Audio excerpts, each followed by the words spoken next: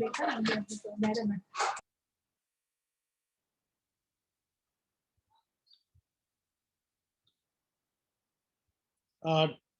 Ashok, can you see this?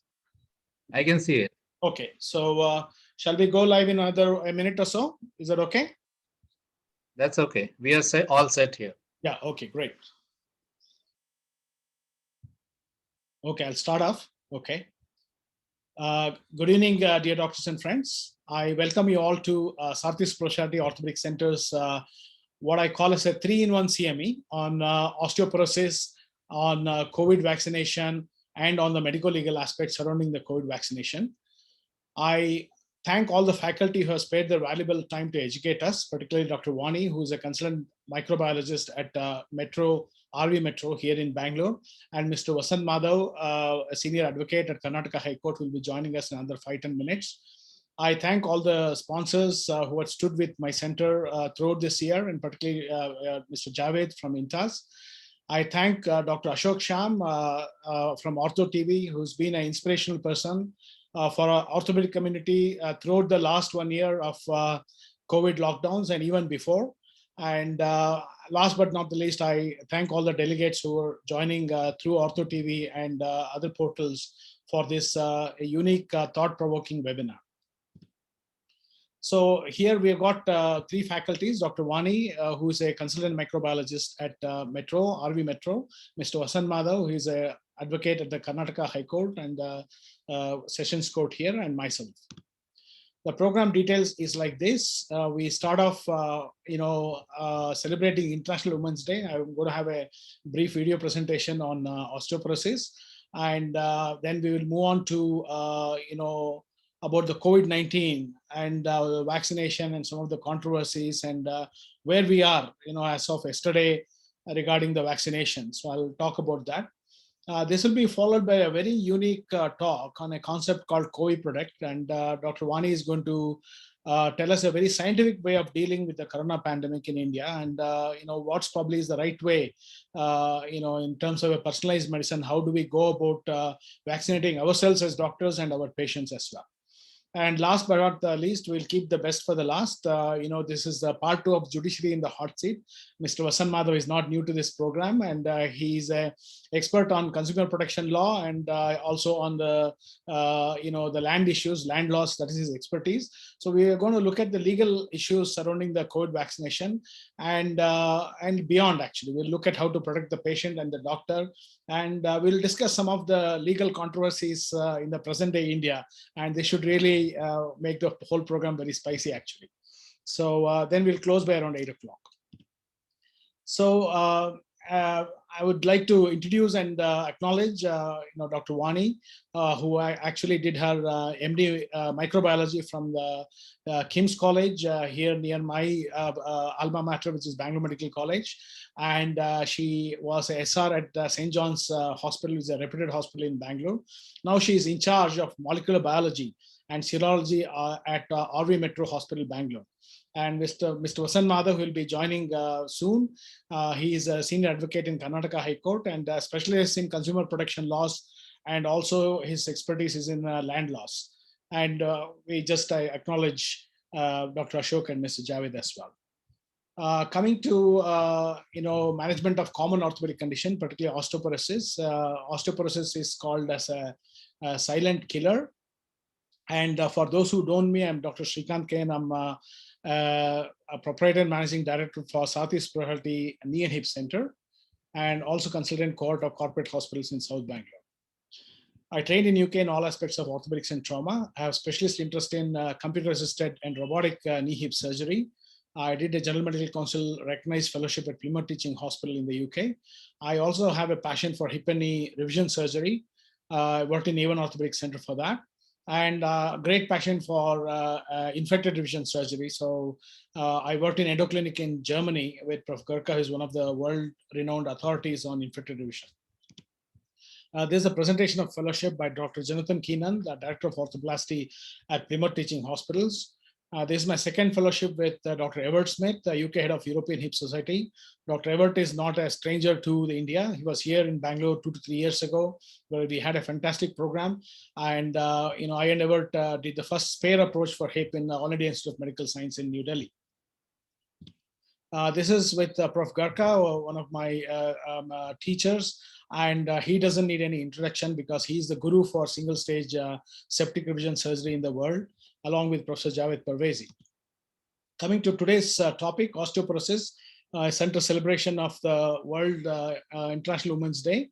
So this is basically a porous, osteoporosis is a porous bone. It's a devastating disease that robs its victims of the bone mass. It's also called as a silent killer. For those who are non-doctors joining the webinar, on the left-hand side, you have a normal bone, which has got basically the white thing is the bone and the black thing is the spaces or the pores. On the right side, the black pores increase and hence the bone becomes osteoporotic. And these bones are quite brittle. And if there is a fall from a standing height, then there's a chance of sustaining a wrist fracture or a spine fracture or fracture of the hip, which are three most devastating fractures in osteoporosis. The number of myths about osteoporosis, and one of the myths is that why should I worry? I'm too young or too old to get osteoporosis. But osteoporosis is a progressive disease, and it irreversibly weakens bone. Any movement or bump can cause debilitating fracture. Chronic pain and disability are the potential outcomes of this condition. Hip fracture can cause death in around a third of patients in the first 1 year. The second myth is that I'm a healthy person, I do the right things, so why should I be bothered? But osteoporosis is a silent thief, as I mentioned, a silent killer, and you can't feel how strong your bones are, and this is very, very important. We can feel how strong our muscles are, but not how strong our bones are. In addition, one of two women and 1 out of 5 men have a lifetime risk of getting osteoporosis. The other myth is that I'm too young to worry about it now. It is never too early to prevent osteoporosis. Osteoporosis can strike at any age. Bone is a living, growing tissue that constantly rebuilds. Then the last myth is that it's too late for me to do anything about osteoporosis. But to the contrary, the bone loss, although may be irreversible, but you can slow or stop its further progress. The time to do something is now before you have experienced so much bone loss that you are at high risk for the fracture. This is the worldwide incidence, and if you look at the incidence of the spine fracture from osteoporosis, it's around 700,000 in the US per year, and wrist fracture is around 200,000 per year in the US, and hip fracture is around 200,000 per year. The burden of disease, 1 out of 4 osteoporotic hip fractures resulting long-term nursing home care. 1/2 of these are unable to walk without assistance. Around 30% have greater risk of dying within 1 year following the fracture. You look at the spine on the left side, it is a straight spine, but on the right side, because of multiple wedge compression fractures of the spine, one has developed a deformity, which is forward bending of the spine called kyphosis. Symptoms and warning signs: persistent unexplained back pain, shorter than you used to be, spinal deformities, recurrent fractures, fractures from minimal trauma. I said, typically osteoporosis defined for fractures defined as fall from the standing height. In a normal individual, one should not develop fracture if you fall from a standing height. And experiencing chronic medical problems. What are the risk factors to get osteoporosis? One is being female, thin or small frame, low body weight, smoker, alcoholic, advanced age, history of fragility fracture, and particularly family history of primary relative having osteoporosis or osteoporotic fragility fracture. Other risk factors: postmenopausal, hormonal imbalances can result in rapid bone loss. We know between the age of 45 and 65, women lose twice the bone mass compared to men, and women can lose up to 20% of their bone mass in 5 to 7 years' time. What about men and osteoporosis? Around 5 million Americans are at risk of osteoporosis. 1/3 of the male hip fractures are related to osteoporosis. 1/3 of these men will not survive at the end of 1 year following the fracture of the hip. The bone densitometry is the gold standard to diagnose osteoporosis. Who should get bone densitometry? Anybody with a fragility fracture, all women age 65 and older, postmenopausal, younger than 65 years old, with risk factors should get BMD scan. Men over 50 with risk factors should get BMD scan. Treatment. The mainstay of treatment is supplementation with calcium and vitamin D. Bisphosphonates are drugs which basically inhibit the osteoclast, which is a bone-eating cell, and they're quite widely in use. Estrogen replacement therapy was in use, but because of risk of cancers, its use is quite limited. The mainstay of treatment is, of course, anabolics, or what is called as a teriparatide, which is a drug which stimulates osteoblast, which is a bone-forming cell. Terifranc is one of the brands, and this has been a game changer in the last decade and a half as far as osteoporosis treatment is concerned. The newer anti-catabolics have come, like denosumab, which is basically inhibitor of the osteoclast again. And the advantage with this is it can be given once in 6 months as an injection. Other primordial prevention is through diet. What are the diets which are rich in calcium and vitamin D? Like green leafy vegetables, milk, orange, fishes like sardine and beans, etc. Again, rich source of vitamin D, sunlight, very important. And then again, milk and cheese, paneer, and fishes. Weight-bearing exercise is very important, but if you have a very fragile bone, then you need to consult your doctor before you start these weight-bearing exercises. One of the most important thing in osteoporosis is falls prevention, and exercise like Tai Chi greatly help reduce falls. And those who have got increased risk of hip fracture with osteoporosis, protective wearing hip protector is very, very useful, and it's been evidenced that it reduces hip fracture. So I really thank you very much for your patient listening. These are my details to contact, and I will sort of move on next to the next presentation, which is about COVID and vaccination. And then that will be followed by presentation from Dr. Wani about, an amazing concept, which probably each one of us have to follow. Thank you.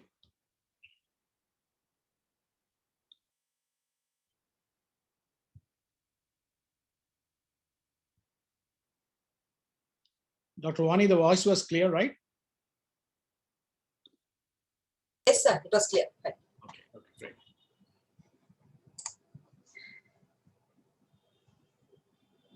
I'll try to get my second presentation on board, and then you can set your presentation up.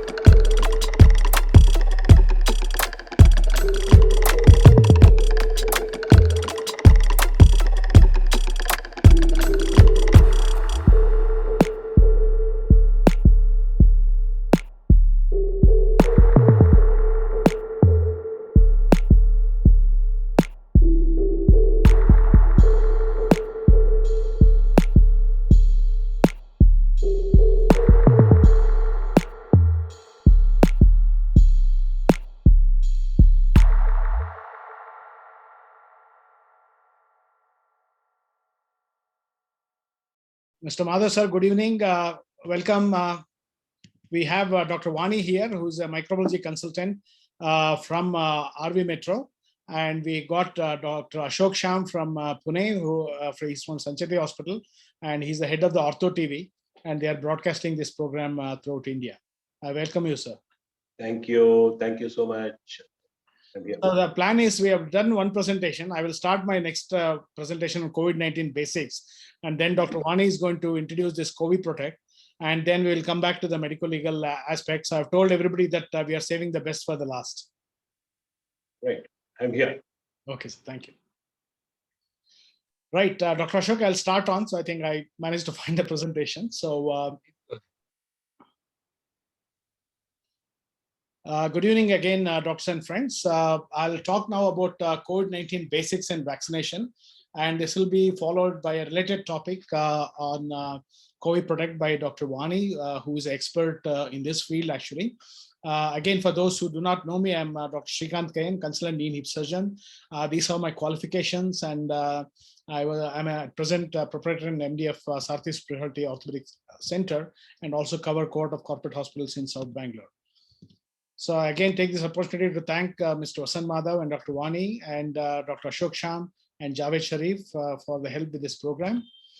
And yeah, let's look at COVID-19 pandemic. You know, the world is going through and probably gone through a very unprecedented times. We are sort of lucky or unlucky to be witnessing and going through a once in a 100-year pandemic after the great Spanish flu. A glass of water is either half empty or half full. It depends on our attitude. What I feel is that the virus need not stop our way of living if we understand the rules of the game and abide by nature. How to be optimist in a pessimistic world? You know, this, as I said, is a once in a lifetime event. Around 50% of the world population was under some kind of lockdown, and this number might decrease or increase depending on which stage of the pandemic we are in. Millions of patients with chronic conditions and non-serious conditions being affected by the lockdown. We still keep learning new things about this virus. Every day, new facets of the virus come into our purview, and also about vaccination, new facets about vaccination also come into our purview. This is a thing which somebody sent, you know, is this a natural disaster or a man-made disaster? And I think the jury is still not out. I think a team from WHO went to Wuhan, but they sort of returned with empty hands, you know. That makes one wonder if it's still a man-made disaster. And there's a beautiful quote somebody sent me recently about us as human beings on Earth, you know, how we will point at the polluted oceans, the dried up rivers, the melted ice caps, and say to our metaphorical children, one day all this will be yours. Oh, sorry about what we did with it.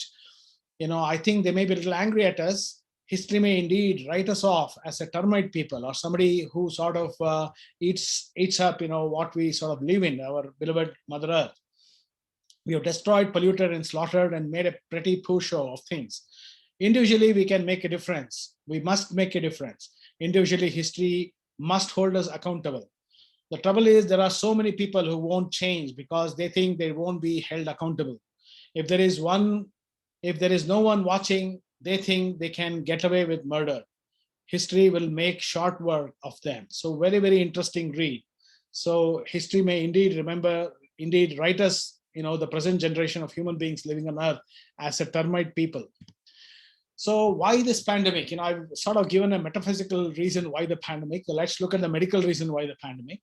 Why this pandemic is happening is because we got a new virus in a non-immune world, as simple as that. We need around 70 to 80% of the population to either get infected or to get vaccinated to develop herd immunity. And that's how the pandemic will stop and die down. We know that if somebody is more than 60 years old, if they have any comorbidities, they're at an increased risk of mortality. But I would say that anyone is at an increased risk of mortality, irrespective of the age, provided one is exposed to sufficient viral load. And many young children have been affected, so middle-aged people are also being affected. The newborns are being affected through placental transmission. And we recently had a paper a couple of days ago which said that, a mother getting a COVID vaccination in the third trimester of pregnancy managed to transmit antibodies to the unborn baby. So the healthcare workers and the frontline workers are exposed to dangers like never before. And we now know in India that we are starting second wave, and it will be creating more sort of drama for all the healthcare workers. Some basics: what is SARS-CoV-2? It's a RNA virus and causing acute severe respiratory distress syndrome. And this transmission is through person to person through either droplet, aerosol, or through contact called fomites, or other possible routes like fecal route. Incubation period is typically between 2 to 14 days, but one can be infective during the most symptomatic phase and also in the pre-symptomatic phase as well. What are the common symptoms? You heard ad nauseum about this in all the televisions and mobiles: fever, cough, shortness of breath. I'll not go into details of this. So more importantly, how does our body fight back? How is the fight happening? This is the most important question. And this happens via immunity. And this is what we are here to discuss today. Immune system, what is this? It consists of cells, tissues, molecules that mediate resistance to infection. What is immunology? A study of structure and function of the immune system. What is immunity? It is resistance of a host to pathogens and their toxic effects. What is the immune response? It's a collective and coordinated response to the introduction of a foreign substance in an individual, mediated by the cells and molecules of the immune system. Some of this can be basics for doctors, but there are non-medical friends joining, so kindly bear with that. So what is the role of our immune system? It's a defense against microbes. It also defends against the cancer cells. It also helps in the homeostasis. So what are the immune systems? How they are organized? They are sort of divided into organs, and the immune organs in the body are tonsils and adenoids, which are present in our throat; thymus, which is predominantly present in children, just behind the breastbone or sternum, and it sort of disappears by around adolescent age; lymph nodes, which you find in the groin and axilla, which swell up during infection; spleen, which is a very large organ, which also a defense organ for the body; Peyer's patches are patches along the intestine, which has got lymphoid tissue; appendix, lymphatic vessels, and bone marrow.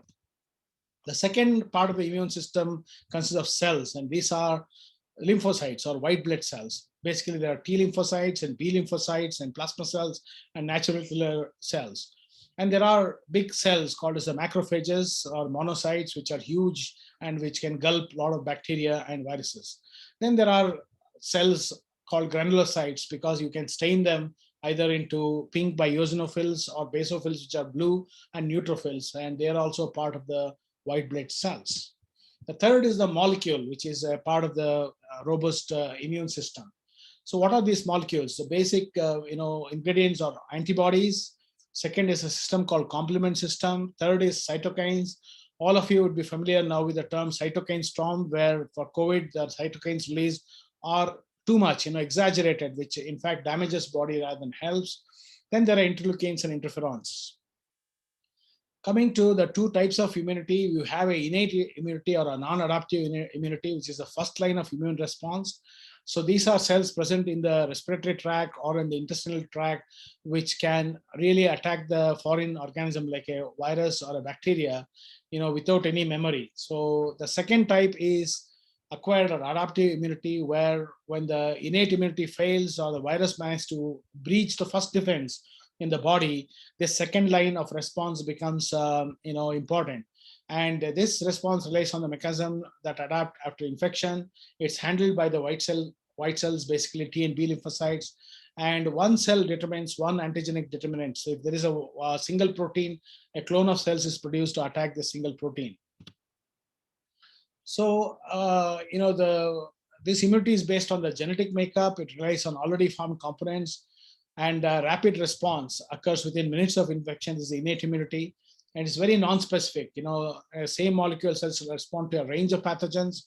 It has no memory, same response after repeated exposure, and does not lead to memory or a clonal expansion like acquired immunity. Second line of defense based on resistance acquired during life relies on genetic events and cellular growth, responds more slowly over a few days, is specific, like each cell responds to a single epitope on an antigen, and has what is called as a memory, anamnestic memory. So the second exposure, repeat exposure, leads to faster, stronger, and a bigger response. And it also leads to clonal expansion of a particular cell type, which can attack a particular antigen. So there are many types of this secondary immunity: natural, artificial, active immunity, and passive immunity. Passive immunity comes from placenta and breast milk, but active immunity actually comes from the actual infection. But artificial active immunity can come from vaccination, the subject matter of today's discussion. The vaccination can be a live vaccine like polio, or it could be killed, purified antigen vaccine. And last but not the least is immune serum, and the immune cells can also help in defense against the organisms. Let's look at the adaptive mechanisms. It's a cell-mediated immune response. T lymphocytes, they eliminate intercellular microbes that survive within and phagocytize them. And the humoral immune response, which basically is done by the B lymphocytes, is mediated by the antibodies and eliminate extracellular microbes and their toxins. So this is a picture showing how this humoral response occurs. The B lymphocyte gets attached to the antigens of the virus, and they proliferate differentiating antibody secreting plasma cells. Antibodies bind to the specific antigen and the microbes, destroy microbes via a specific mechanism. Some B lymphocytes evolve into resting cells or memory cells, which can be used for the second attack when the body faces the same virus, a few months or few years later. So let's look at the antibodies or immunoglobulins. These are basically a gamma globulin fraction of the serum protein. It's a type of protein. It's Y or T-shaped polypeptide, means it's a protein. It has got two identical heavy chains and two identical light chains. All immunoglobulins are not antibodies. There are basically 5 kinds of antibodies: IgG, IgM, quite important; IgA, very important in the primary immunity in the respiratory and the intestinal epithelium. IgD, the role is not very clear. IgE is involved in atopy or anaphylaxis, where people with allergy like asthma hyperrespond to the antigen. Coming to IgG, this is the main, it's around 70 to 75% of the total immunoglobulin. It's secreted in high quantities in secondary exposures. It crosses the placenta. Its major function is neutralize microbes and toxins, opsonize antigens for phagocytosis, activate the complement system, and protect the newborn. A 4-fold rise or fall indicates an active infection. A single positive sample indicates the past exposure. Coming to IgM, secreted initially during a primary infection, it cannot cross the placenta as it's quite big. Its major function application is secreted first during the primary exposure. It activates the complement. It's used as a marker of recent infection. So if there is IgM in the blood, it indicates that there's presence in newborn, means infection. Single positive sample in serum or CSF indicate a recent infection. So basically a marker for early phase of infection. So, the rest of the thing, IgE and IgA are important. IgD, we don't know the functions of that yet. And IgE is important because it's involved in hypersensitivity reactions like atopy or asthma. It's also monomeric, and it's associated with anaphylaxis, plays a role in immunity to helminthic or parasitic infection. So the sequence of activation: first IgM gets activated, then IgG gets activated. I think Dr. Wani is going to deal with it in detail, so I'll not go further. This is an important slide which looks at the first stimulus and how the IgM forms first and then the IgG antibodies form. It's very important to see why we need the second dose of vaccination, because the second stimulus is the one which gives to a massive response or an anamnestic response. So hence we need 2 doses. Coming to failure of the immune response, the immune response can sometimes fail, to defend against microbes or some cancers. And this can happen because of hypersensitivity or immunodeficiency. And one of the kind of hypersensitivity is probably seen in the COVID, in the cytokine storm phase, where it's not actually the virus which is causing the damage, but our own immune system is overreacting and drowning our own body in our own defense materials, and thus causing damage to the multiple organs in the human system. So this is what is called as allergy or hypersensitivity or autoimmunity. So summary: primary immune response, short lasting, smaller in magnitude; secondary immune response, longer in duration, larger in magnitude. There is a possibility of development of memory cells so that it remembers the same virus when it attacks them at a future time. Failure of the immune response can result in hypersensitivity, which can lead to death, or can lead to immunodeficiency. Coming to what we are going through, the COVID-19 vaccination, where we are, as of today. The approved vaccines in India, as you know, are Covaxin from Bharat Biotech and Covishield from Serum Institute of India, also called as the Oxford AstraZeneca vaccine. There are other vaccines which have got FDA approval, like Pfizer vaccine and Moderna, but they are very temperature sensitive, and they can't be used in India at present because we don't have deep freeze facilities all over the country. Efficacy of these vaccines in prevention of serious infection or death is close to 100%. That means once the vaccine is taken, the chance of the person dying or getting serious COVID infection is close to zero. Efficacy of the vaccine in preventing symptomatic COVID infection is between 60 to 95%. That means 5 to 40% of the patients will still get a COVID infection even after the second dose of the vaccination. Poor efficacy is in asymptomatic COVID infection. That means the vaccines, really don't prevent asymptomatic infection. That means one can have both the doses of vaccination, and yet one can be infected asymptomatically and can spread the virus to other people, like super spreaders. Nasal vaccine is on the way, like from Zydus Cadila and Covaxin. And if this comes, it prevents asymptomatic infection because the virus is attacked in the nasal mucosa where the Ig, A antibodies are formed, which will stop even the first attack of the viral infection. But this is still being developed. Vaccination of pregnant women leads to fetal protection from the recent data which came out 2 days ago. Vaccination, what is the biggest contraindication for this vaccination? Are people with severe anaphylaxis to COVID or non-COVID vaccines. If you had a vaccine, for COVID or COVID type illnesses in the past, and if you develop severe reaction to the vaccine, please do not take the vaccine because it is contraindicated. But if you have just a food allergy or a latex allergy or asthma, you can take the vaccine. If you had a previous COVID infection, or if you are admitted and had a plasma therapy for COVID where you are infused with antibodies, you need to give a gap of at least 6 to 8 weeks, to take the vaccination. Those who are suffering from diabetes mellitus can take it. And those who are on steroids, they're on very high dose steroids for rheumatoid arthritis or Sandivayu, you need to allow the steroid dose to be less than 7.5 milligram per day for at least 6 weeks before vaccination is given so that immune response is effective. Those who are on anti-cancer drugs or anti-rheumatic drugs like methotrexate, you need to give a gap of 2 weeks before and 2 weeks after the vaccination. The drug should be stopped and started 2 weeks after vaccination. Suppose you want to undergo surgery and you had vaccination, you need to wait 2 weeks after vaccination to undergo any surgery. If you need a bone marrow transplant for cancers like blood cancer, you need to wait 3 months, till absolute neutrophil count comes to normal. And older people, should take the vaccine because the benefit from the vaccine for the older people above 60, outweigh the risk, from the vaccination. Hence, they should take it. If somebody has got dementia, neurological disease, they can't make a decision for themselves. COVID-appropriate behavior is not possible. They should be given vaccination. If somebody has got a kidney failure, cardiac failure, liver failure, or autoimmune disease like Sjogren's syndrome, you can take it, but the immune response from the vaccine may be poor. If you are on aspirin, blood thinners like aspirin or Plavix, which is clopidogrel, you can still take the vaccination. There's no contraindication. And so let's look at some of the controversies we are looking, from the vaccination point of view. Death due to vaccination. The direct causal relationship between vaccine and death has not been established throughout the world as of now. Some politicians said after taking vaccination, you get impotency due to vaccination. The contrary is true, actually. Suppose somebody doesn't take vaccine, they get COVID. Now it is well known that COVID causes inflammatory reaction of the testis and epididymis, what is called as epididymo orchitis, and can destroy, the testis, and that can lead to definite impotency. Not taking vaccine, but not taking the vaccine actually leading to COVID can cause, impotency.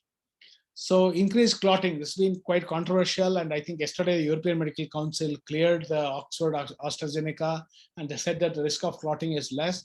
As Indians, I think we are genetically predisposed to less clotting compared to Caucasians, where, it was my common practice to use anticoagulants after a routine surgery. And we don't know what the patient is reacting to. Is it to the vaccine viral component, or is it to the diluents, what is made up of, the vaccine, other constituents of the vaccine. So eventually, I think even the kids should get vaccinated to achieve herd immunity. So I think there should be a rational and scientific basis of having vaccination. And, this scientific basis I followed myself, actually. So you need to, ideally, check your own antibody titer and look at what is your antibody titer. And, depending on that, you can take the correct dose of the vaccine. Oxford AstraZeneca had trials where they had a full dose and they had a half dose. Many patients reacted adversely to the full dose, and hence even the trial half dose was given and they had least side effects. And in fact, they found that the immunity response with the half dose and then the full dose later on was 90% protective compared to 2 full doses, which are only 70% protective. So you recheck the titer after the first dose of vaccination, and you have to have the correct interval for the second dose, and then recheck the neutralizing antibody titer of the second dose. And this is the way, scientific way of going about a proper vaccination. I know in a mass pandemic it may be challenging, but this forms a component of the individualized medicine or personalized medicine. And Dr. Vani is going to deal with it a bit more in detail, really, and enlighten us. So I thank you very much for your patient listening. And there is a saying I'm a joint replacement robotic surgeon, and there's a basic saying in our joint replacement surgery orthoplasty that if you fail to prepare, you're prepared to fail. So I think with the second wave setting in India, I think it's ever so relevant, and we need to prepare for this deadly disease and fight it tooth and nail. Thank you. I'll just stop sharing my presentation and let Dr. Vani, whom I've already introduced, share her slides, actually. So Dr. Vani, can you hear me? And is it possible for you to share your presentation, please? Yes, sir. Yes.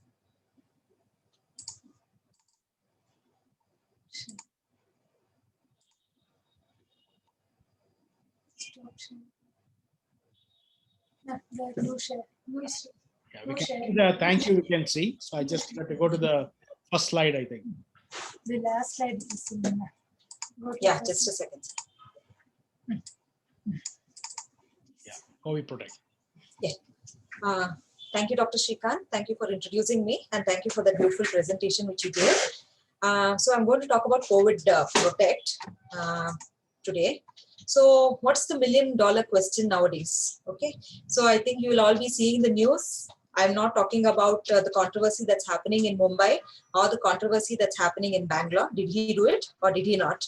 The $1 million question for me as of now is, am I safe? Are we all safe? Okay, so what does it mean? Now we know that we are in the second phase of vaccination for COVID, and after all the health workers, now it's the turn of our elderly to get vaccinated. So after we have all got vaccinated and our elderly have started getting vaccinated, the main question is, after taking vaccination, am I safe? So now how do we know, am I safe? Are we safe? Yes. Oh, you must be thinking, oh, come on, we know we are safe because we have antibodies. But how do we know that you have antibodies? What are the antibodies to be tested for? This is what I'm going to tell you in the next few slides. Okay. Now, first is, why do we need to look for antibodies? And several studies have shown that presence of anti-SARS-CoV antibodies is, if it is already there in a person, he is less likely to have a subsequent infection. Okay, so there will not be any reinfection in the person. This is for the person who is vaccinated. Now, what about the community? There are cohort studies which have said, or which have shown that if there are people among antibody positive persons, there is an 80 to 90% reduction in the incidence of infection among such people. Okay, so presence of anti-SARS-CoV antibodies not only protects you, but it also helps in herd immunity. Okay, so it is very, very important that you know you have antibodies against SARS-CoV-2 after vaccination.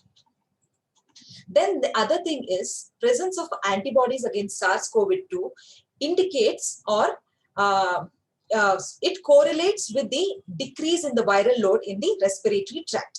The more the number of antibodies you have against SARS-CoV-2, the less the viral load will be in your respiratory tract. So even there are a lot of variants of SARS-CoV-2 viruses, okay, and some of them are known to cause reinfection. So if you have antibodies against SARS-CoV-2, and if you do get infected even after vaccination, there is a likely chance that the severity will be very, very less because of the decreased viral load, because of your good immune response. And several studies have shown, especially in animals, especially monkeys. Okay, so are all antibodies the same? Can I go to a lab and say, just test COVID antibodies? Is it enough? I would like to say no. We need to look at different things. One is the quality of the antibodies. What kind of antibodies these are? Whether these are just blocking antibodies or these are neutralizing antibodies. And we need to know what is the quantity, how much is there actually. And we need to know how long these last. These are the questions that we need to ask before we actually get tested for the antibodies. Okay, so just before I go to the type of antibodies and the protection, a little bit of the SARS-CoV-2, not great because we actually know a lot about the structure. The important thing I would like to say here is, once again, I just like to use a pointer here. Okay, there are a lot of antigens on the surface of the virus. Okay, you have the envelope protein, you have the membrane protein, spike protein, nucleocapsid protein. Of these, the nucleocapsid protein produces antibodies, and the spike protein will result in production of antibodies. So two important antigen targets, one is the spike protein and the other is the nucleocapsid protein. So both of them, you can find antibodies in a person who has been infected. Okay. Out of this, the spike protein is a very, very important protein. This is the one that actually binds to the host cell, that is the AC2 receptors. Okay, so we all know SARS-CoV-2 binds to the AC2 receptors on the host cell and then enters into the body. So the spike protein is the most important antigen, and hence it gives rise to the most important antibodies. So if there are antibodies against the spike protein, there will not be any attachment of the virus to the host cell. So please remember that. The spike protein basically prevents the entry of the virus into the host. So this is the spike protein, okay? The spike protein, it has two regions, the S1 and S2. It binds to the AC2 or the angiotensin converting enzyme 2 receptors. And this S1 portion has a receptor binding domain, which actually binds to the ACE2 receptors. So this spike proteins are the common target for vaccine as well as they are the therapeutic focus. Okay, because if we develop antibodies or any what you can say therapeutics, it basically targets what you can say, it does not allow the virus itself to enter. That is why we are basically focusing on spike antibodies. These spike antibodies, or in other terms, they are called as neutralizing antibodies. Okay, so coming to the course of the antibodies or the immune response in infection with SARS-CoV-2, here you can see, okay, after you have been infected, it takes around 1 week for the antibodies to develop. You have both the IgG antibodies and the IgM antibodies developing simultaneously, or the IgM antibodies will be 1 to 2 days ahead of the IgG. This is different to other infections where you see the IgM for around 2 to 3 months and then the IgG develops. But here in SARS-CoV-2, the IgM and IgG are detected almost simultaneously. That is why in SARS-CoV-2, we don't usually ask for differentiation between IgM and IgG. IgG detection is good enough. And it lasts for more than, usually IgM will disappear by 6 weeks and IgG will last for more than 6 weeks, up to 3 months to 6 months. As of now, they have detected IgG antibodies against SARS-CoV-2 for up to 6 months. Okay. So already told you, what do we know? This is not required. Okay. So again, back to the question, are all antibody tests the same? No, of course. We have two types of antibodies. One is the binding antibody detection. These antibodies, they just bind to the virus. They do not inhibit the virus. They are just binding antibodies. Okay, they do not help in any way. Okay, and you have the neutralizing antibody, which actually neutralizes the virus and prevents the development of infection. Okay, so in SARS-CoV-2, there are two types of antibodies which we detect. One is a nucleocapsid antibody, and the other is the neutralizing antibody, that is the spike protein. Okay, so binding antibodies are the nucleocapsid antibodies, and neutralizing antibodies are the spike proteins. So we are mainly concerned about neutralizing antibodies or the spike antibodies because they are the ones that help in protection, or they are the ones that give us immunity. Okay. So all these days, before vaccination came up in India, we used to detect antibodies against nucleocapsid. Why nucleocapsid was targeted previously was this nucleocapsid is a very well, what you can say, conserved antigen. And even if there is, what you can say, there is no lot of mutation in the nucleocapsid protein. Hence, they were able to detect all antibodies. So even in the variants, if you want to detect any past infection, the nucleocapsid will give you an idea whether previously he has been infected or not. That is why all these days we were doing the nucleocapsid antibody detection. But now, since after immunization, we are mainly focusing protection, and hence we are looking for neutralizing antibodies. That is the spike proteins. So what's the difference between nucleocapsid antibodies and spike antibodies? As I already told you, the spike antibodies are protective in nature. So you would want to look for these protective antibodies, especially after infection or even after vaccination. Okay. Then infection, nucleocapsid antibodies as well as spike antibodies, both are positive after infection. Both can be used for diagnosis. But following vaccination, only antibodies against spike protein will be elevated. Your nucleocapsid antibodies will be nil. So please remember that. So if a person has been vaccinated and you're looking for antibodies, you will find only spike antibodies will be elevated. That is because a Covishield targets only it has the spike antigen and hence will give rise, or it will help in developing only the spike antibodies. Okay. And if you want to know a person's antibody levels for plasma exchange therapy, again, you will have to do only spike antibodies. And for seroprevalence, you can do both nucleocapsid as well as spike antibody detection.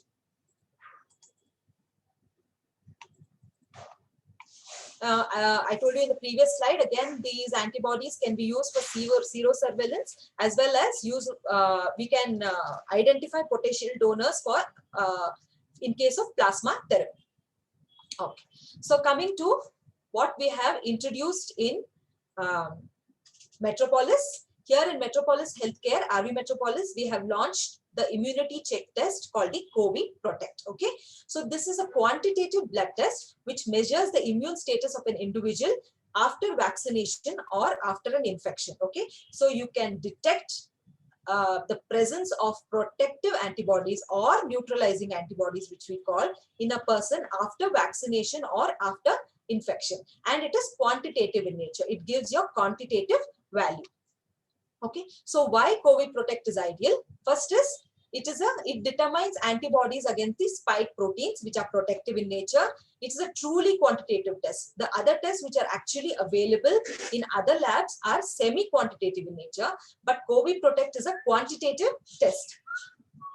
And it has an excellent traceability to WHO standards. Okay, so this is these terms are actually terms which we use in the lab. That means that it what you can say complies with the WHO standards, and it has good concordance with the neutralizing antibodies. In other terms, it detects the neutralizing antibodies. So when is the ideal time to do a COVID Protect test?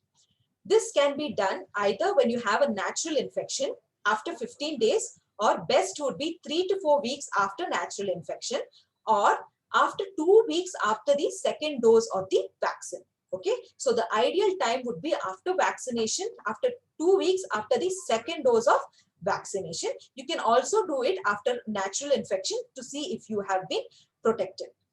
Okay, so some patients may actually ask, even after the first dose, they would want to do, but yes, you can also do it after the first dose if you want, but the chances that the titer will be less is, the chances will be higher that their titer will be low after the first dose. So it is ideal they do it after the second dose, 2 weeks after the second dose.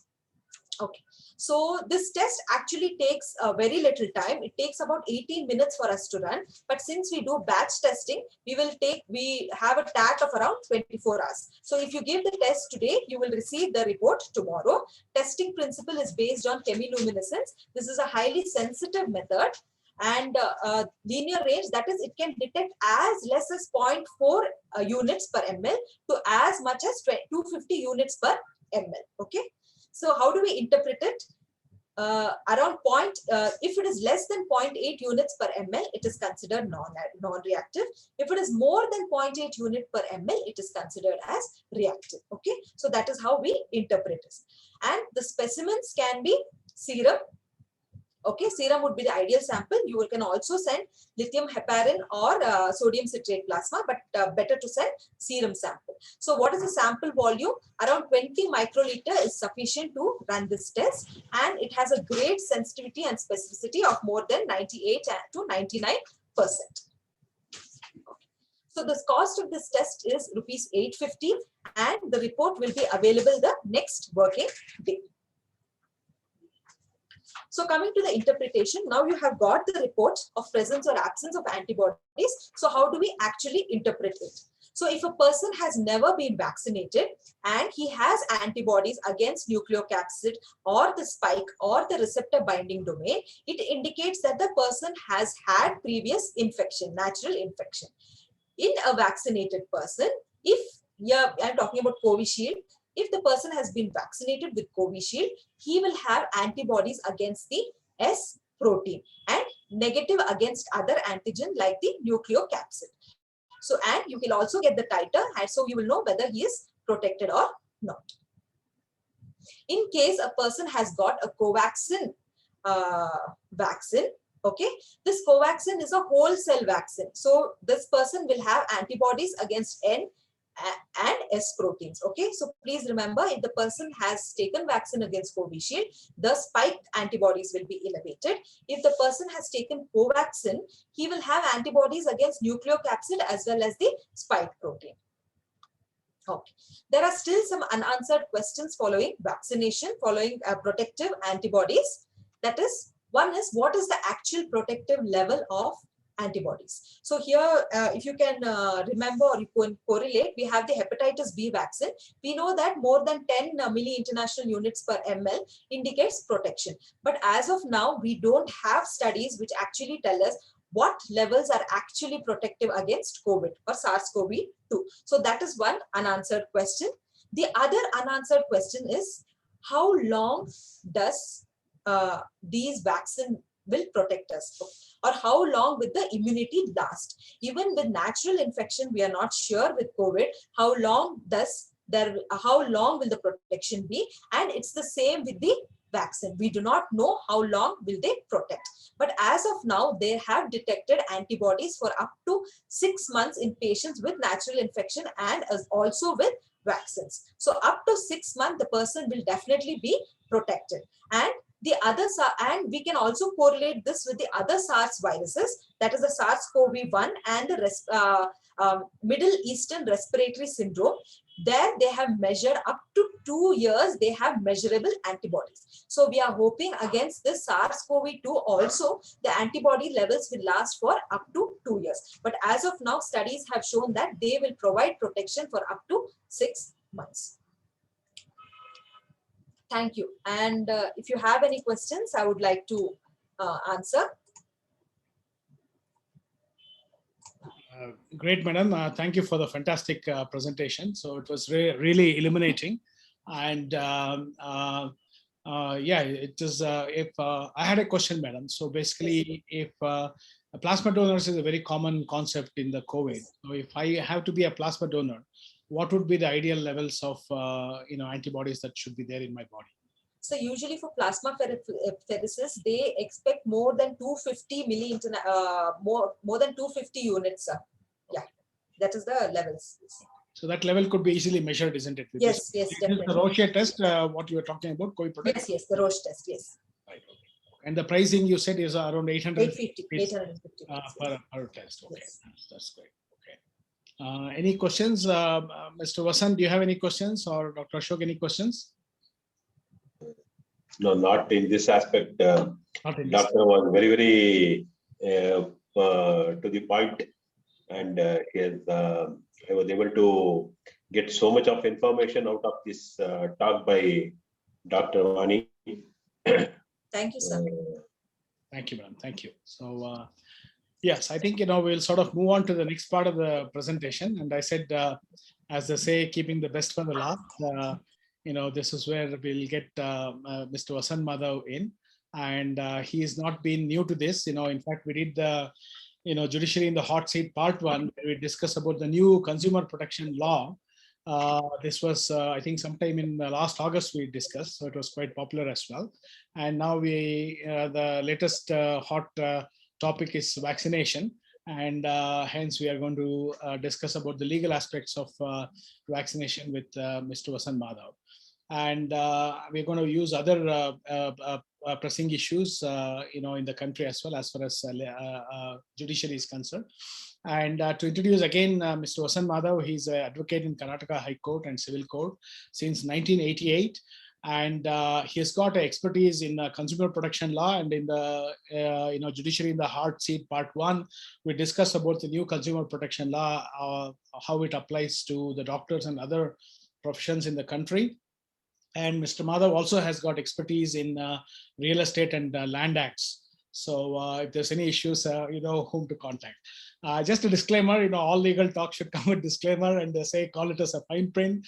So intention of this topic is to provide information and hope for a better India for our future generation. The advice and contents can't be taken as gospel or extrapolated out of this context, but taken as individual opinion from a person with judicial knowledge. And no personal consultation is allowed in the Q&A session. So only generic questions can be asked relating to judiciary. So coming to this statement from Martin Luther King, you all know him. He says injustice anywhere is a threat to justice everywhere.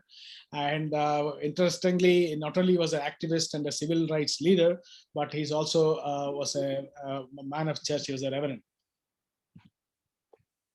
So we are all now in the Epidemic Act 1895. So Mike, this format will be a question and answer kind of format with Mr. Madhav.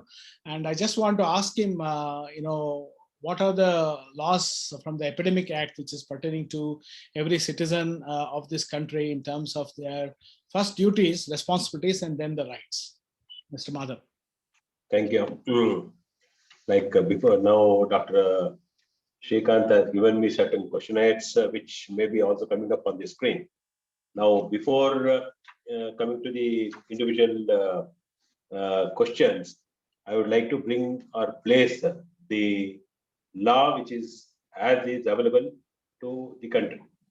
Now, there was an act called as the Epidemic Disease Act 1897, almost a century old.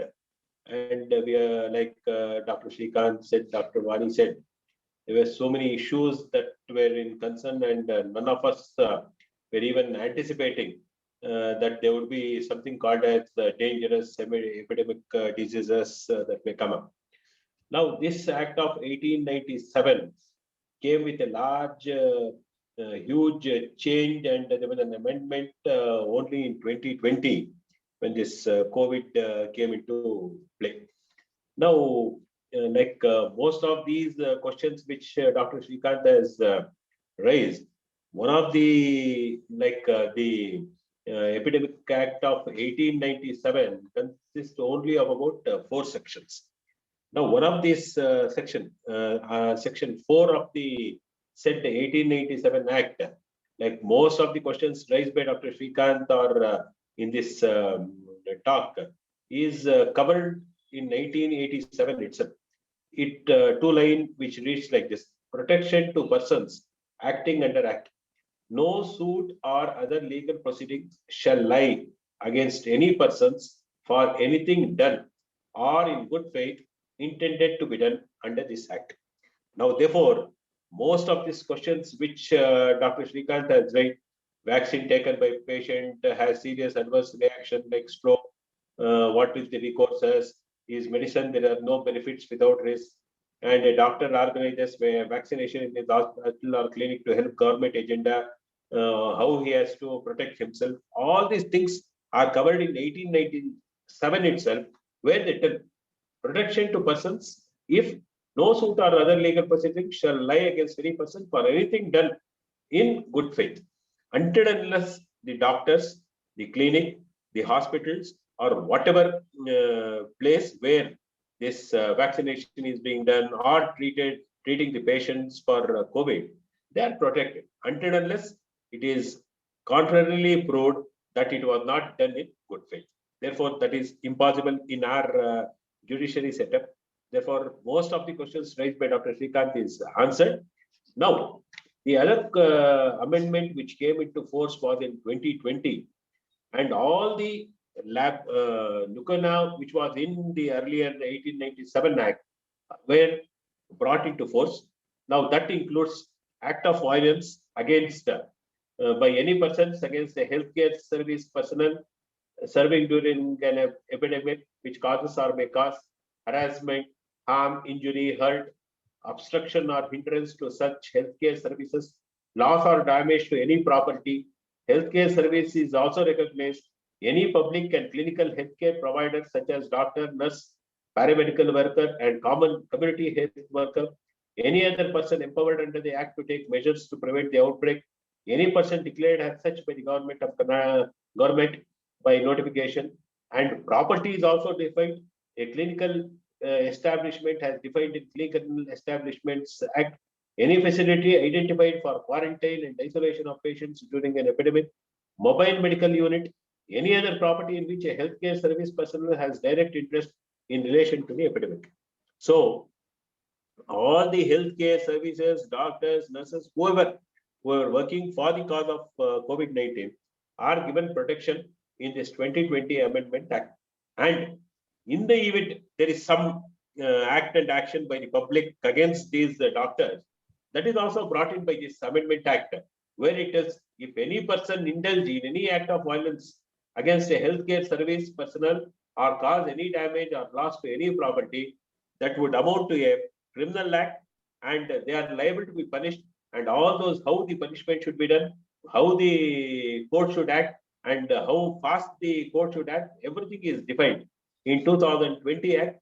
Therefore, most of the worries or healthcare service doctors, nurses who had an apprehension that they would be put into some sort of trouble by act and action of the patients is covered by 2020 Act, and then there is absolutely nothing for these for the healthcare service providers after the coming of this 2020 Act by the government of the day. Now, the Act which was in 1897 and 2020 covers most of the questions that is being raised. Vaccination is a way out of pandemic and normalization of the world. In medicine, there are no benefits without risk. Therefore, this protection is also provided in 1897, way back about 100 years back. So there is absolutely nothing for the doctors to worry about it. Vaccine taken by patient dies. Now, this is a repeated question that is being answered wherever, like suppose if it is a court, whether it is a building being constructed or a chartered accountant doing is a particular job, any profession for that matter. If a person does his act in good faith, they'll be protected by law. Until unless it is substantially proved in a court of law that, like, suppose I am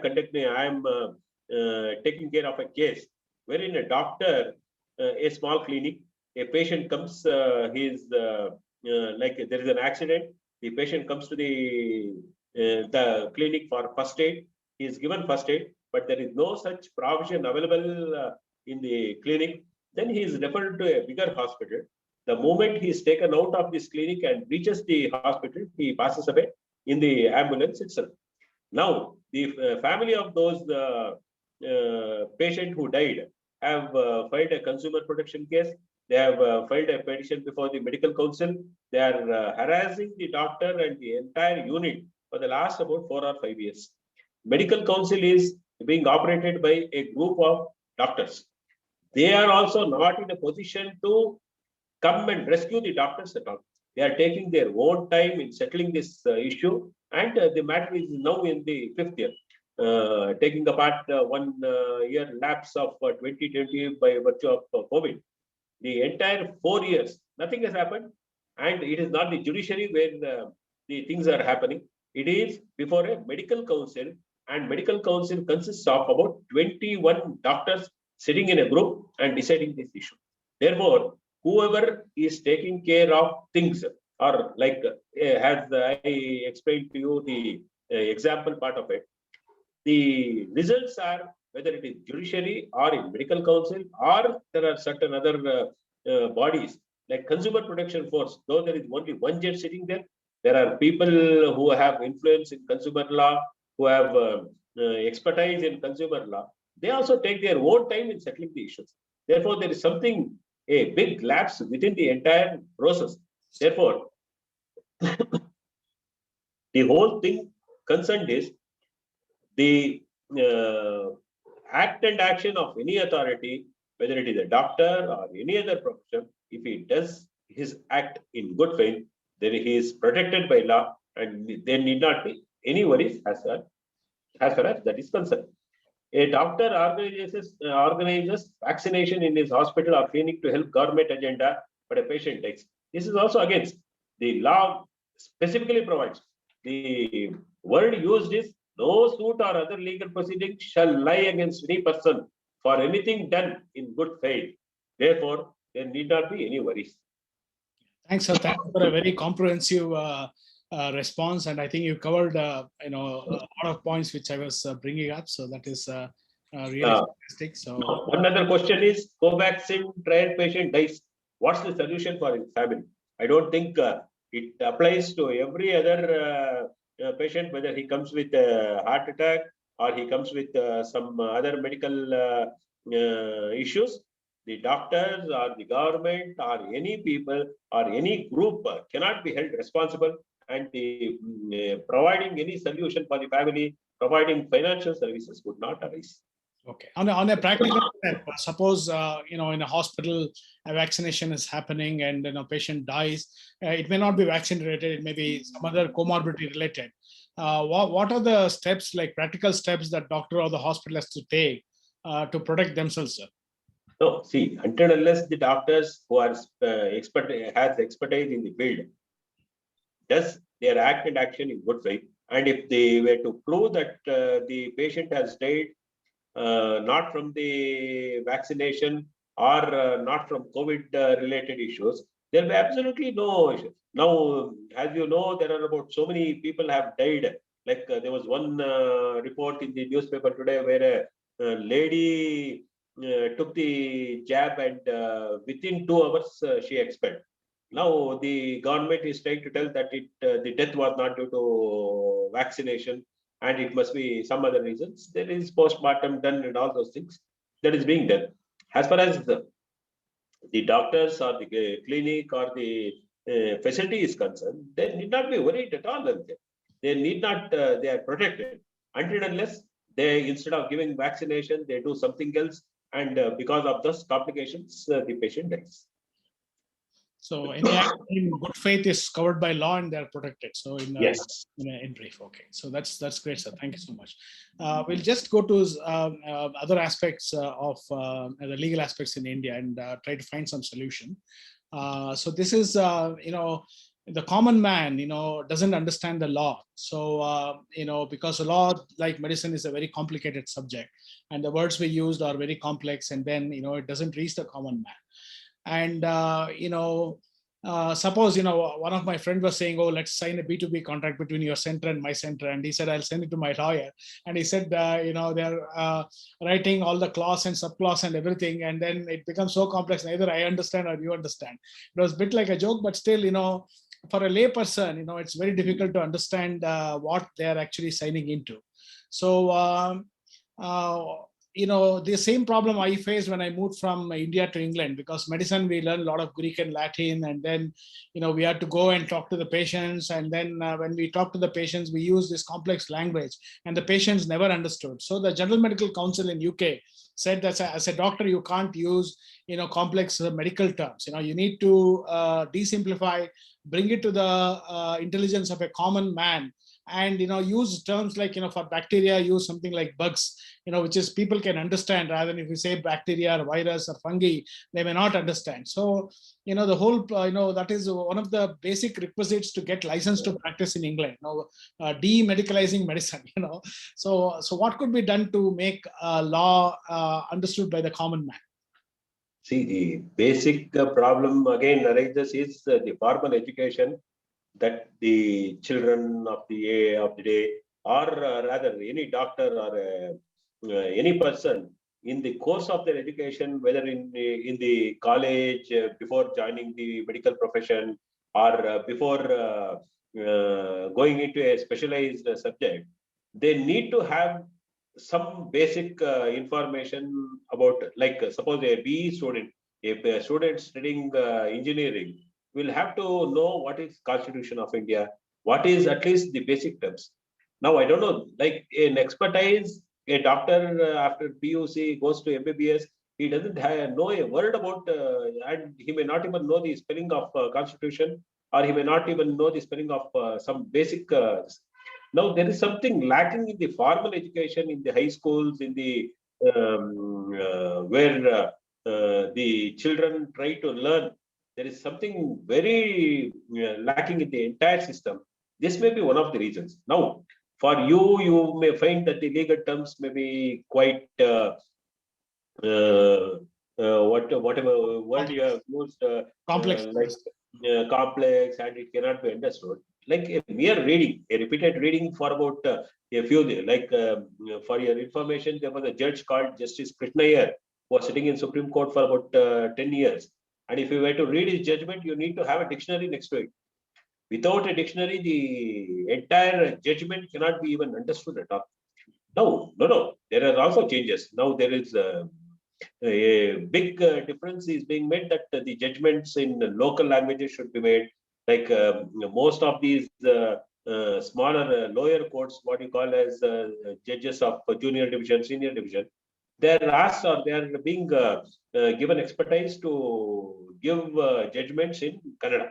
So people may try to understand better what is the Lucana, what is the lapses in the judgment, how he is affected, and all those things.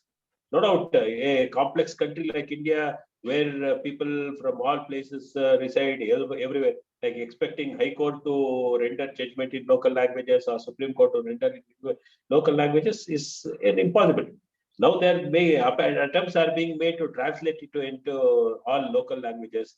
There is something like the system needs. I don't know. India, after Constitution coming into force from 1947 or 1950, we are still too young to cope up with all these problems.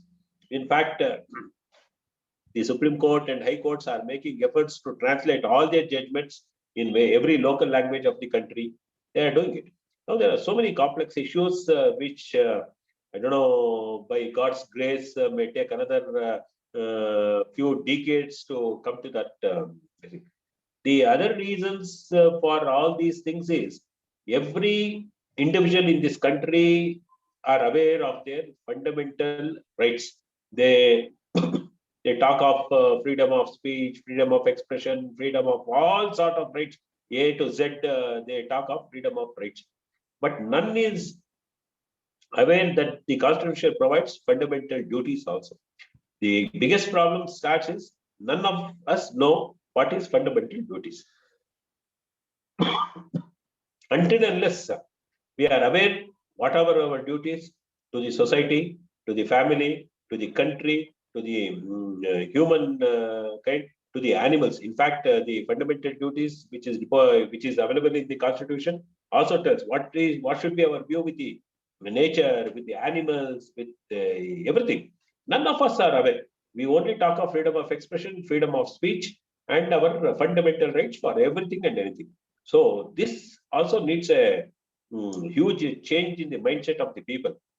And when we talk of freedom of rights, for every small thing, we start approaching the court, expecting that the courts will be the final arbitrator for all and for everything and anything. Now, in our country, there was something called as panchayat. Panchayat, a village, there is a problem, there is a dispute, there is some uh, difference of opinion. There used to be an elderly group which used to sit and settle the matter, and people had faith in the that panchayat system. Now, for everything and anything, we have to go to the court. A judge is also a human being, and being all medical professions, you know, what is his capacity, how much of things, pressure or cases he can take, how we could do it. Like there are innumerable problems. There is no supporting staff. The stenographers are not well versed. The people supporting the system are not very well versed. A officer who is supporting the entire system to the court, he himself, he doesn't know what is law and what is the system. They are all SSLC pass, PUC pass, etc., etc. So the whole system, there is something burdening the whole system. And besides this, everyone thinks that they have a right in approaching the court and seeking a relief. The high courts are overburdened. The Supreme Court is overburdened. For every small issue, the matter reaches the Supreme Court or High Court. This is the case. Now, it may take hours together to explain this thing. Now, giving two small examples in a minute or two, like there is something called as land acquisition case. Now, when the new act came into force in somewhere in 2013, when the earlier government formed the law. Thereafter, from 2013 to 2019, there were some decisions by the Supreme Court. Everybody were following it. In 2020, the Supreme Court, with a bigger bench, overruled the entire orders that were passed between 2014 to 2019. So the number of cases, coming back to the courts, is in lakhs, not hundreds or thousands, but it is in lakhs because of one decision by a 5-judge bench of the Supreme Court.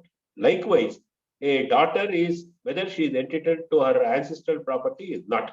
It's a question which is being raised by this in this country right from 1950 when the Constitution was framed. In 2004, there was an amendment to Hindu Succession Act, wherein a female member is also entitled to her share, etc. That came up to the High Court, Supreme Court on several occasions. In 2019, there was another decision by the Supreme Court which overruled almost all the decisions for about 2004 to 2019. So many decisions which were rendered in the higher courts were overruled. Now, again, the number of cases rising because of this judgment is in lakhs. The burdened court is now overburdened by these two. I'm giving only an example of these two cases because the whole sea change in the policy, in the decisions is causing it. So, therefore, Yeah. this, yeah, ma'am. My next question is on the legal ethics. Is legal ethics taught to the law graduates? Is it part of the law school's curriculum? I just want to know that. And I just really want to understand this because there's been quite a hot topic among the doctors group that, what is really contempt of court, and a senior lawyer of the Supreme Court like Prashant Bhushan getting away just with a ₹1 fine is really shocked all the people, common man, how does it mean that the judiciary is soft with their own officers, which are lawyers being the officers of the court? So why is the same privilege not given to the common man? Like there's a meme here which says Supreme Court gave ₹1 fine, and there's a guy who's not wearing helmet. He says, me who was fined ₹500 for no helmet. So for such a trivial thing, I was fined ₹500. Why should somebody be fined just ₹1 for such a heinous crime like contempt of a highest court? Right. I got it. Like you're giving the simile itself is totally incorrect. There is nothing called as the penalty that may be imposed by the courts as far as contempt of court is concerned. It is more a nature of contempt, and the courts decide whether it can be punished by sending him to the judicial custody or by ₹1 fine, etc., etc. Now, there was a case where a judge of the Madras High Court went to Calcutta. He faced a contempt of court case and he was in judicial custody for 2 years. There was some judge called as Karnam. Correct. Now, there is a Supreme Court also.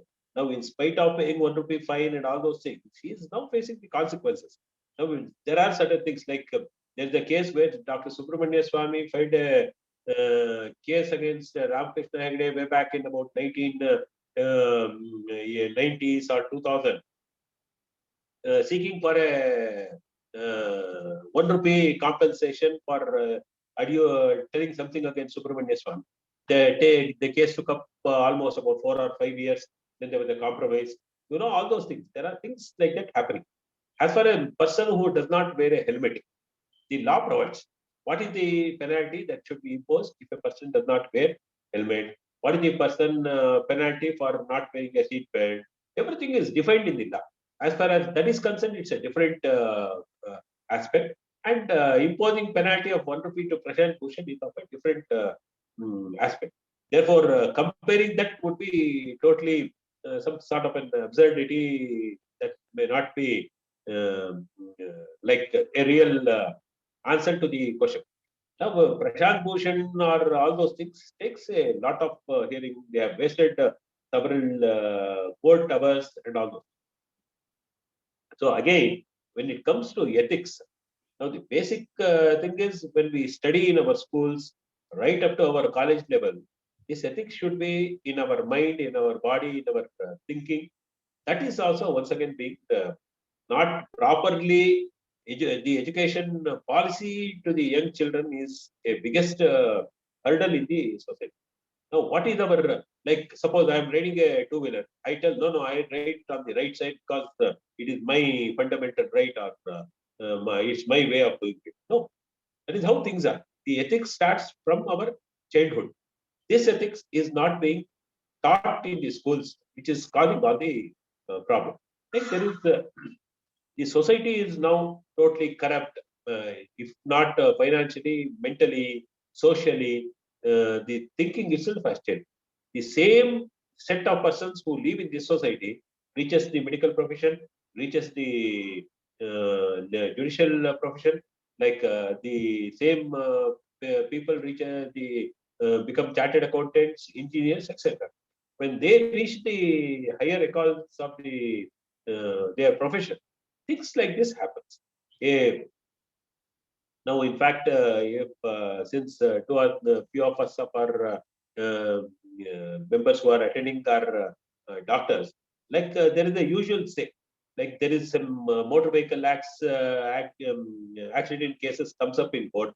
Most of the doctors who come and give evidence are the same person.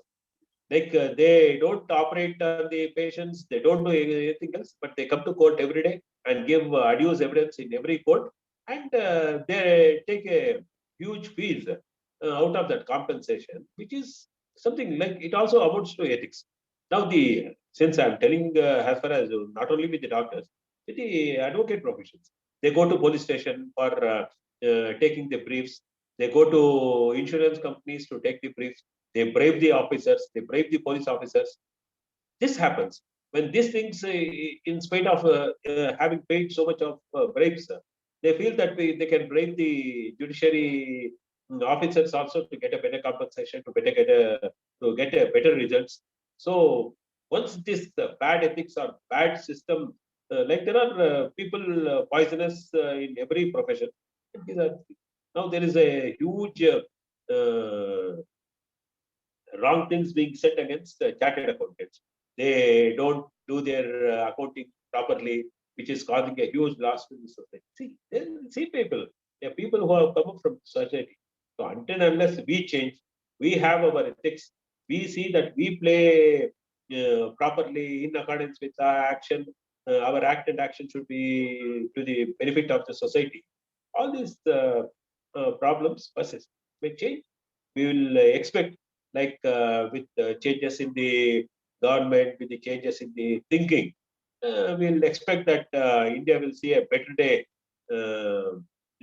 Like as far as judiciary questions that are being raised, that there is a delayed, etc. things will change. Like now the people have started accepting that their approaching courts will not give any results. Like that is why this Lok Adalat is being organized, settlement out of arbitrations being organized, so that people sit across the table, try to solve the issues, and we'll hopefully see that things will change in the next few days or few years. Yeah. And if This sort of brings, to the one next final question. word, and I'll try to close it. Sure, We sir. have a retired Chief Justice of India who tells that people approaching courts will not get justice. This is the retired Chief Justice of the country tell the society that Yes. approaching courts will not give us any results. So we'll have to take that in good spirit and see that how we come out. So you place the responsibility on the individuals actually, like Brooker Washington said, a lie doesn't become truth, a wrong doesn't become right, and evil doesn't become good just because it is accepted by the majority. And you mentioned about the degradation in the society, which is a basic sort of root cause for this. And, this question relates to sort of accountability in the judiciary. I think there was a very famous Vikas Dubey case just a few months ago. He was a dreaded gangster in Uttar Pradesh. And he was given a bail by his lawyer and the judge in the UP court. And the first thing he did is he went on a rampage and he beheaded several police officers, including DSP, the Deputy Superintendent of Police. So now, one of the things which commonly gets discussed in the doctor group is that, how much compensation was awarded by the courts, judiciary to different doctors for negligence, like 2 crores, 3 crores, 10 crore, I believe is the maximum fine which has been given so far in India. And that is clearly coming under sort of medical negligence. So what kind of punishment can be given for something like this, which is a gross dereliction, which led to somebody going out and murdering and destroying the families, children and wives of several people, the 2 police officers? Again, the society has such discipline. A police officer, a doctor, an advocate, or a chartered accountant, or an engineer, when they accept a responsibility, they should never give way to their own thinking. They should not come in to their relatives, to their family, to their kith and kin. This all happens. Now, since you have asked a question as regard to the judiciary, now most of the judges also have some sort of political leniency at a point of time. Now we are seeing a judge from the Maharashtra High Court, Mumbai High Court, was judge for almost a decade. Now, the moment he came out of the judiciary, he joined a particular political party. And since his whatever act and action during his judiciary days were to be questioned. Now, Vikas Dubey was enlarged on bail, taking into consideration the Supreme Court judgment, where they tell that jail is not the final, it is always bail, imposing conditions or giving some directions that he should act in such and such a way and all those. There are people like Vikas Dubey, very regularly in the, therefore it needs some correction.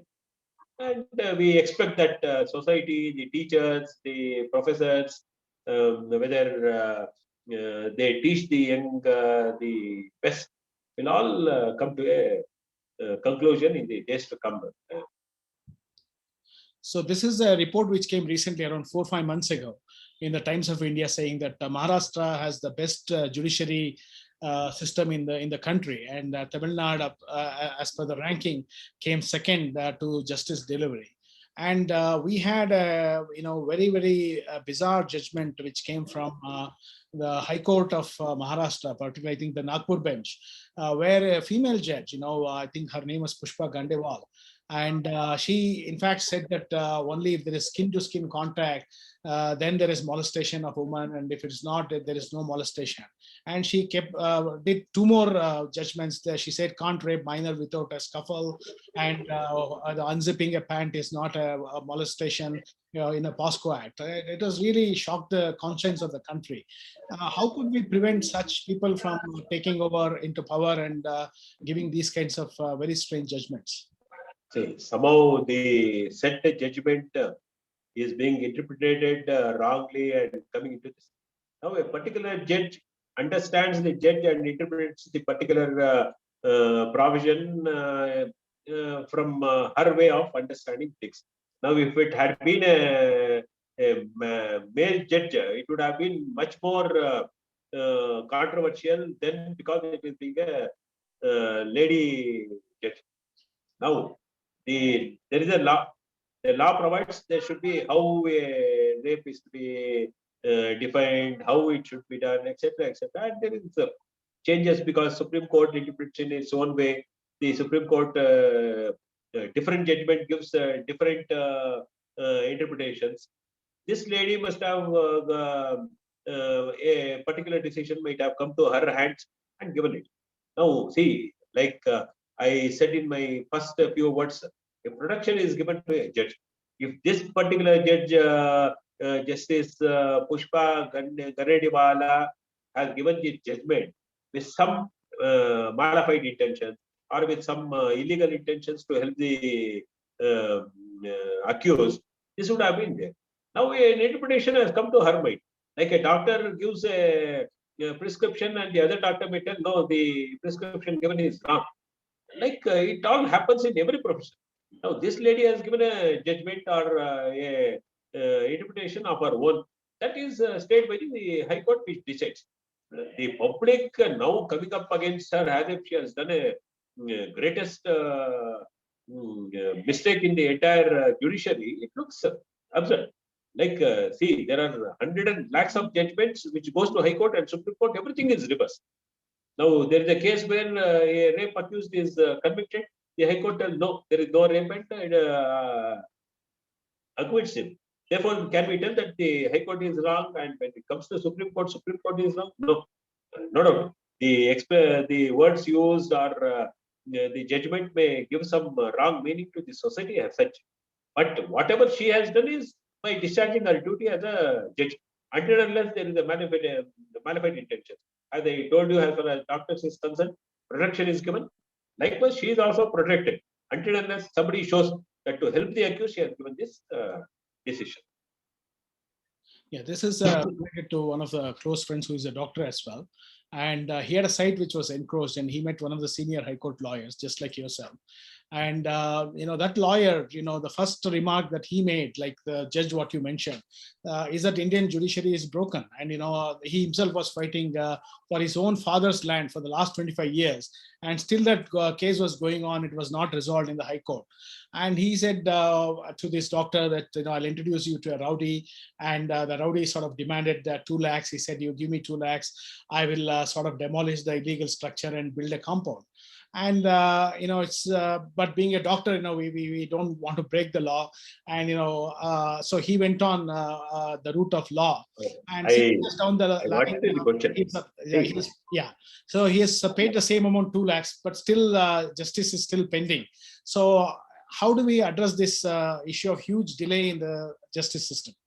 That's right. The problem is there is too much of appeals, too much of rights being asserted by every individual. Now you go to a court and there is always an appeal available to you. It has to go to the higher court. The higher court will decide something and it comes back to the court, or the High Court gives a different reasonings and set aside. Now all these things are, since it is all question of property and all those things, it may take, no doubt. As I am repeatedly telling you, the entire system is purpose with corruption, with mental corruption, with economic corruption. The attitude of the Indian society as such is that they can get anything done by paying money or delaying it. Now, a best example is like I want my property to be protected by a court of law. The opposite party should also come to the assistance of the court and see that the matter is settled. The other party is not at all interested. He'll take his own time to see that the matter gets delayed. So therefore, until the entire system or the whole things change, like we see in UK or America, a case may take up only 1 day. A criminal case will take only maximum is 1 week, not beyond. Our case takes a decade. So the entire thinking, the judiciary, we follow England laws very strictly, where England or UK is not following their own decision. We are following it by in between lines and every full stop, every comma. Like for your information, so many number of judgments to use a comma or how to use the semicolon in a law. So this is causing the entire problem. So as I told you, repeatedly telling you, it may take some time. Things may change for a better. Now, in spite of telling all these things, I am not that I am supporting the judiciary as such. You like I had my own views. Like I told, we'll close the courts for about 10 years. I see that the matter is settled between some sort of other arbitration process. Things may, the whole process may change. That is also one of my views when I was addressing a group of advocates. So things happen. Like we are in a society where the whole thing is taking sea change every day, every minute, every second. So we'll always, and I'm a person with the greatest of hopes that things would change in the next few years, or say within the next decade. That's great, sir. I think we should change. Otherwise, why should we be bothered? If we don't raise voice, then this kind of a criminal khaki khadi nexus can threaten the national security, as NIA is unraveling in Maharashtra. Madam said she'll not deal with Maharashtra or with Bangalore, but this is where things are happening. So we need to draw a line between these outer enemies of India, like ISA, and the internal terrorism. And like the present situation in Maharashtra, where a police officer is himself a party to the political party, all those things, putting a car in front of Ambani's house, and all those things we are saying day in and day out for the last 1 week. So the police are corrupt, the politicians are corrupt, the advocates are corrupt, the entire professionals are corrupt. Where do we go? Where do we end up? So the entire belief system has gone. There is no hope in the judiciary as such. And every decision that is rendered by the Supreme Court or the High Court, the public will tell, no, they have taken some money. That's the reason they have given such a judgment. This is being done. If even to the extent of Rama Janmabhoomi issue, they tell the judges are bribed. So we don't know where do we end up. And, I just wonder, with the 3 crores of cases which is pending in the country, and do we as Indians and even the judiciary, do we deserve the 3-tier judicial system? I mean, say justice delayed, they say justice denied. Are we really giving justice to our citizenry? And if we are, like you said, why don't we shut it up for 10 years and see what happens really? Maybe arbitration will occur and the cases will get solved soon. And what can be done to really, cut this pendency or shape the future judiciary? And if there is a bizarre case, I think yesterday, where Delhi High Court stayed the order of the Supreme Court. I mean, say how bizarre it can get. So, like there is some statistics available as far as how many cases and what type of cases are pending in the courts. Out of these 3 crores pending, to the statistical reasons that are given is 2 crore cases are between family members, brothers, sisters, father and son, husband and wife, children filing a case for partition, or sisters filing a case of partition. This 2 crore case out of 3 crores, 2 crore cases are within the family. Now, as I told you, the society is corrupt. The mentality of the people is corrupted totally. Now, until and unless there is a system of give and take, like all right, a sister, brother will tell, all right, I'll give a part of it to the sister.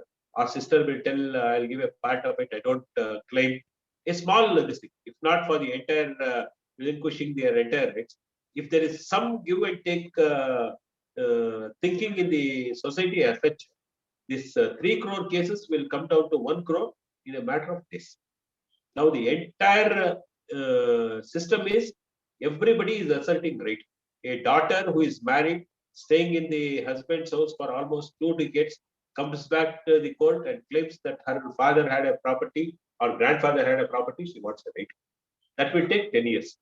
Now, even assuming the brother or father or uncle, whatever it is, they give a few hundred or thousand or lakhs or whatever it is, and she accepts it with a good relationship in future and all those things, entire judiciary will change. But the problem is, as I told you, the mental.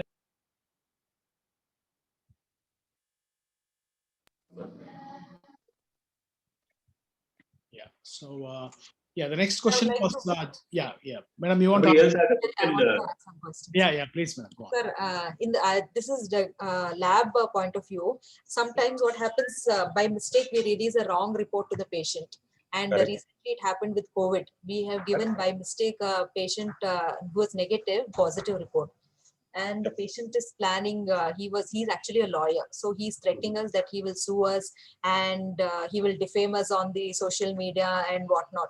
So, what do you think will happen if he actually goes to court, sir? Madam, as I told you right from point number 1, now you need not have to worry because you are protected. Okay. Now these things happen.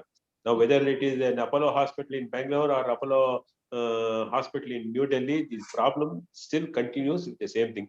They try to blackmail us. They try to go to social media. They try to give us or defame us personally, not only hospital.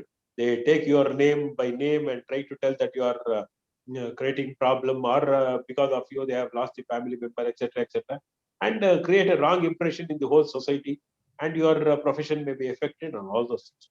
But you need not be worried at any cost, provided you have done your best or you have given your act and action was in good faith.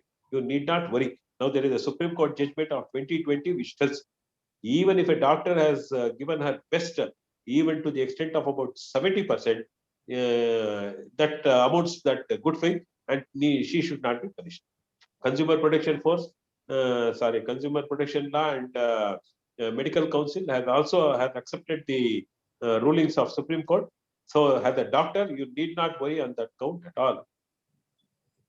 Okay, thank you, sir. So Thank my you. sort of concluding question is about how to make our judiciary more accountable. I think some steps, some points we discussed already, but some points which came to my mind was that yesterday Supreme Court itself has taken some corrective steps that the Supreme Court judges should have gender sensitivity and should not ask the rapist to marry the victim. That's not a solution. The victim has come for a punishment for the rapist. Saying that tie a Rakhi or something, that's not a solution. There is no role for like a paternalistic attitude towards victims. So I think the judiciary itself is doing some correction.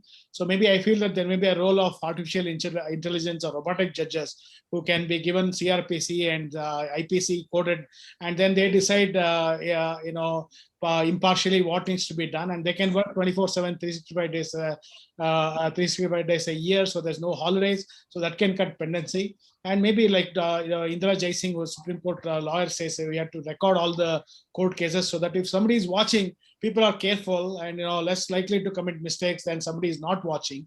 And that those might sort of help. But I would like to ask you, sir, you've been quite candid. What are your top tips for making our judiciary accountable? Sir, before coming to your artificial intelligence question or the recording of cases and all those things, like the clapping is by something. There is a common sentence where they tell clapping should be by 2 hands, not by one. Now, as a profession, I am a professional. I should know how to operate a computer. I should know how to, at least if not being an expertise in the computerization and related issues, I should know the basics of it. Now, here is the case, 70% of the professional advocates, they don't know how to operate a computer. Now, the younger generation who are coming up with the new colleges, everything is right. So I told you, it may take some more years to do it. The judges should also know that there is something called as artificial intelligence. How to apply that in their case, how to use those things should be also taken into consideration. Now we have a judiciary where most of the judges are 50 plus. So they're now understanding what is artificial intelligence, how to use a particular judgment by robotic method and apply into our case. It's all greatest of great imagination. So, like as I told you, it may take another generation or say about another 10 years where all these things may happen. Now, for your information, there is something called as a basic what we have to file to the court. The advocates are not in a position to do it on their own. They are depending on others. So this dependency has to come down rapidly, and then it will happen. And recording of cases, these things are happening for the last 1 decade. They are trying to attempt do everything to see how an advocate argues the matter and all those things. If not for COVID-19 in 2020, there would have been much more some development in that recording of all court cases, or rather, like in Lok Sabha or Rajya Sabha, that would have been also. Now, coming to the other part of it is like the same allegations against every other profession. They tell no, the doctor should also come up with recording of all operations. They like this blame game. I'm not trying to tell against this profession or that profession. Everything like a chartered accountant going and arguing a matter before an income tax authority. Like we tell that no, there is only a question of they discuss what is the bribe to be paid or how the manipulation should be made and etc. Like there also there should be some recording as to how a chartered accountant faces a income tax or some sales tax officer. All those things are there. So if we start blaming, everything is looks dubious and it is not very as if it is clean. So my only what I try to say before this group of doctors and all those things are like if this were to reach the public at large, until unless our attitude changes to the society, to the human beings, to the family, to the nation at large, these things continue to happen. The last sentence is this family court where husband and wife who take a pledge and vow that they should live together for the entire life. The number of cases where you tell 3 crores, it is running to almost about 50 lakh cases in family court where husband and wife fighting. So until unless we have this thinking or changing our attitude, this will continue for days to come. We'll, with a hope that things would be better in the next few days. Yeah, thank you, sir. Thank you very much for a very lucid and a very clear presentation of what was truly judiciary in the hot seat. As you said, maybe prevention is better than cure. Maybe we should have more arbitration courts than the real courts. We should shut the courts for 10 years and see what really happens. I think, that is a very positive way of going about it. And Dr. Vani, it's an amazing presentation from you, and hope more of us can use the COVID Protect to really know what's happening with us rather than blindly following medicine, to have an evidence-based backup to the medicine that we practice. So I really thank both of you for your time, and least but not the last but not the least, I would like to thank Dr. Ashok Sham for bringing this program via Ortho TV throughout India. So it's an amazing platform. So thank you very much. And if you have any questions, Dr. Vani, got any questions? Thank you so much, sir. Okay. Thank you for the opportunity given to me to express what was in my mind. Thank you, everybody. Thank you. Thank you, sir. Thank you very much. We will end the show now. Thanks, Dr. Ashok. Thank you so much.